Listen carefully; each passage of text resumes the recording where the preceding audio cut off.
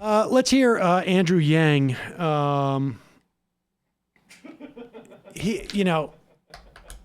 Look, to be fair to Yang, I think that he's probably running to promote the idea of a UBI, and I think in some respects also helpfully demonstrates that a UBI can go one of two ways. Not always necessarily the way that we'd want it to go on the left. There's reasons why Milton Friedman was a big fan of UBI.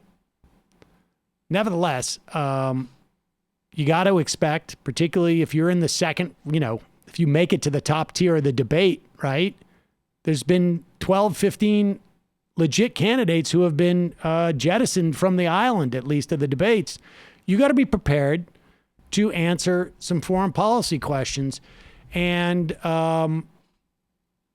here's Andrew Yang responding to questions about what he would do in regards to foreign aid and Israel. So in terms of the money we're giving to an ally like Israel, my first instinct would be like, why would we reduce it?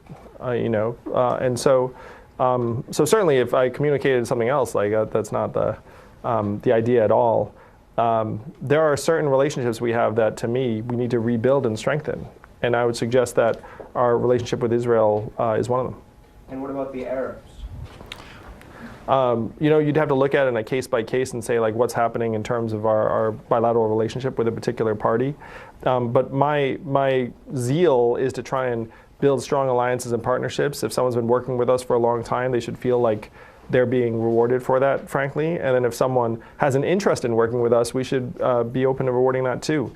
But for each country, you'd have to look at what's going on at that time and what the lead-in has been.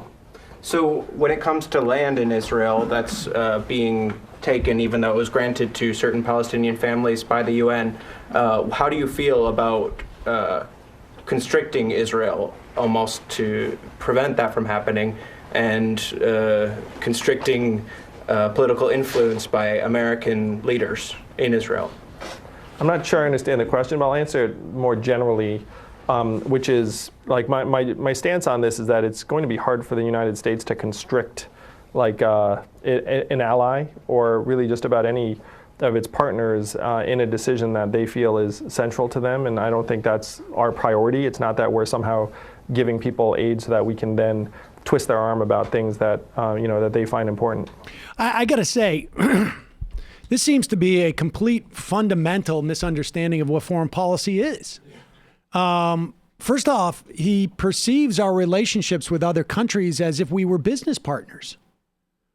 And that, A, we don't have any national security interests.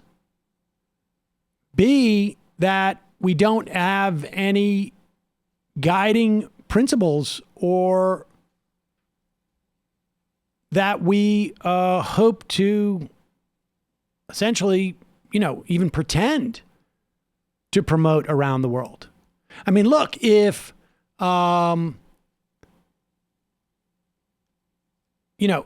we hear a lot that we need to support Israel because it's the only democracy in the Middle East. Now, I think that is a pretty dubious claim in terms of it being a democracy, or at least depends on how loose you want to define democracy. But if that is the case, well, what's the point? We want to promote democracy, or we want to promote anything else? Do we want to promote democracy in Palestine? Do we want to promote democracy in other places?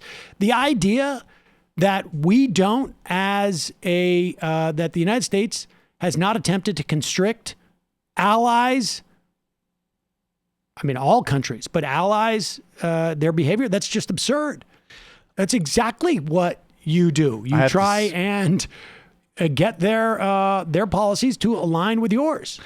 I mean, I just want to elaborate. One is that this is actually basically the same thing that he said essentially to Mehdi Hassan when he was given an opportunity to get foreign policy questions several months ago. So I don't think it's definitely not just that he doesn't know what he's talking about. It's that, and frankly, look, he's a corporate centrist Democrat from Manhattan. it's not terribly surprising he'd have a Likudnik position. And that is the other thing that I do want to say. That Did he really not understand that question about Palestinians being dispossessed? No, I think he understood that. That's my point. I mean, I'm going back to this Mehdi Hassan interview. He's got a right-wing position on those issues. And I will say, it's absolutely not terribly. It's certainly the same as everybody from the delegation from New York. They all basically say the same thing. Even if they nod at some point towards vaguely acknowledging the obscene human rights violations there. You hear that all the time. Oh, you can't do that to Israel. You know, if you pressure Israel, they'll get even more scared, like some type of cornered animal or something. So I think, Andrew Yang does, in fact, like a lot of other issues. It's very odd that he doesn't feel a need to even just say like, hey, I'm basically running on one thing. He wants to say that he has viable positions on other things. And usually when he has viable positions on other things, they're to the hard right, particularly on these types of foreign policy stuff. So, that's just reality. I'm sure a lot of people will get freaked out by that, but that is what it is.